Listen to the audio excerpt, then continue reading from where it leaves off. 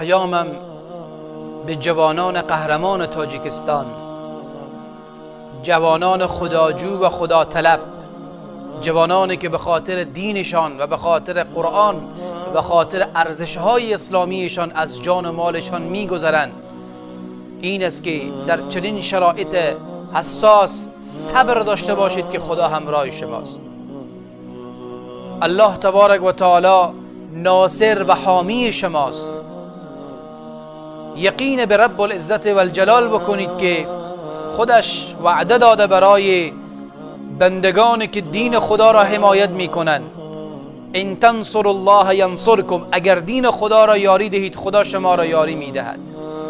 اگر طاغوت‌های عصر و زمان نمیگذارند که شما عبادت خدا را به طور درست و شایسته انجام بدهید، ولی شما به خاطر دینتان و ارزش‌های اسلامیتان جبین را به پیشگاه خدا میگذاریم و از جان و مالتان به خاطر دین خدا تیر هستید، یقین به رب العزت بکنید که کامیاب و فائز و سرفراز هستید. ما دعاگوی شما هستیم. ظالمینی که به حق شما، جوانان قهرمان تاجیکستان، کسانی که در روسیه به خاطر کار و به خاطر به دست آوردن نفقه رفتن، بر سر شما ظلم میکنن و شما مظلوم قرار گرفتید و بی‌دفاع هستید، برای شما مژده میدم که خدا مدافع شماست و خدا پشتیبان شماست و خدا حامی شماست. هیچ انسان گستاخ و بی ادب و مستکبر و متکبر و طاغوتی نمیتواند بر شما ضربه وارد کند. ملت افغانستان در کنار شما هستند. ما هم آنچه که در توان داریم به خاطر خدا در کنار شما هستیم و از این زبانی که خدا برای ما داده، از حنجری که خدا برای ما داده، از حقوق شما مظلومین دفاع خواهیم نمود و پروردگار عالم شر ظالمین را از سر شما کوتاه بگرداند.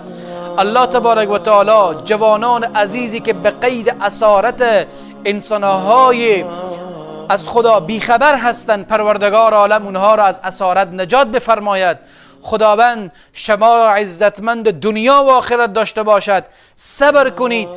ان نصر الله قریب، نصرت خدا، یاری خدا، حمایت خدا نزدیک است و پیروزی از آن شما جوانان برومند امت اسلامی هستید.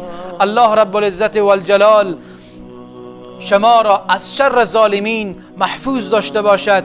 امیدوارم که در چنین شرایط حساس صبر بکنید و تکیه بر خدا بکنید و همه چیز را به پروردگار عالم بسپارید تا خداوند شما را و تمام جوانان امت اسلام را از شر ظالمین نجات عنایت بفرماید. برادر شما سید منیر منور موفق و سرفراز باشید. السلام علیکم و رحمت الله و برکاته.